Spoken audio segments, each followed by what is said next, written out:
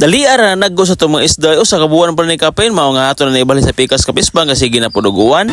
Birada ato ganino to sa nindagan sa panahon ari na puta sa itong pispan magtrabaho kay ato na ipabalhin ng atong mga isda ato na pud sa pikas nga pispan. Ako lang nagilaw para masud sila sa net nya pagkasud nila sa net ako nang birahon ng isang kilid sa PC. Kay nitaas mo gud ang tubig gabi kay tungod sa sige guwa nya ako lang naginaog deno kaya para tangtangon na to ang net kay naam ko na mga lambre nga gibangan. Pero bisan og dili ni puno ang tubig sa itong pispan no mukipot lang gihapon tani kay lamlam mo niya to ang pispan. Mao nga ari ta sa kilid mo plastada kay slanting ang porma ni ato ang pispan. Dugay-dugay ginato na nabalhin ato mga tilapia fingers no nga gisud sa net para dito sa pikas nga pispan kay dugay mo ginato na harvest ang dito nga pispan. Og dudo na ko ani no na ginasahot pero sige lang kay ato ni pilian nya kato mga gagmay ato ibutang sa sapa. Naana pa magyaw-yaw ani ro nga nang butangan akong tilapia ang sapa nga lahi man kuno ang isda nga para gid sa sapa. Diri man gud sa mua wala na gisod ang among sapa kay tungod anang mga oriente ug manghilo. Og bisan taga agriculture sa among munisipyo no nagbuhi po sila og mga tilapia sa mga sapa diri kay miingaw na gyud kayo wala na kayo mga sod. Maayo na lang pud ba nigabot sa panahon nga tingutom ang mga tawo nga madug sapa ang nakakuha pud og panudaan. Og ginatangtan naman nato ang atong ibutangan sa itong mga isda no ato nang dalon sa babaw para atong pilian. Og wa kita masayop no na ginasaw sa itong mga ibutang nga isda diri sa net. Pero goal sa gyapon kay pila ra man pud kabuok. Og naa na pud ni magyaw-yaw no nga butbuton ko nga magbutang kog isda sa sapa.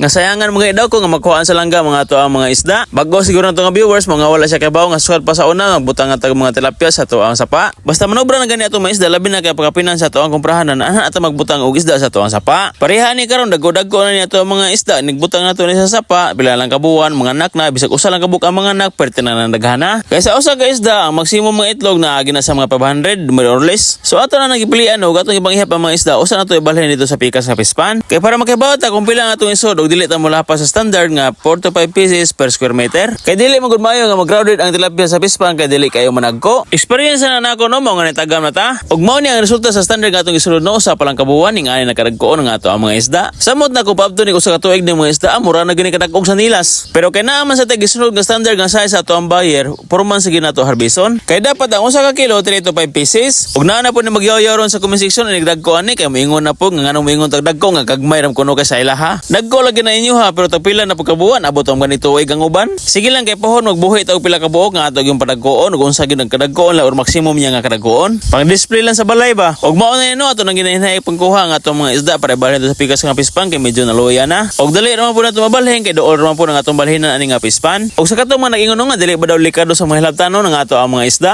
Dili mo gina malikayan pero ang nagaindot sa atong pispan no kay naara mo giniluyo sa mga balay. Og limpyo ra man sa ang palibot mao nga makita ra pud kung naay tao. Og naara pud tay ibutang nga CCTV og mga aero. Yan naapagid ko nga sige tiktok diri sa tuwang gamay nga farm. Og so far pang tulo na ni kaba sa pagmamahay sa tuwang tilapia og wala kita nasakpan diri nga nang hilabot. Og maayo ang tapohon induto sa nagtubo ang atong mga isda og makaharvest sa buta og sakswakto pud nga makaginansya ta. Og so far pagkaugma pagtanan to sa tuwang pispan wala nang lutaw sa tuwang mga isda. Bisan og nato yung nagluya.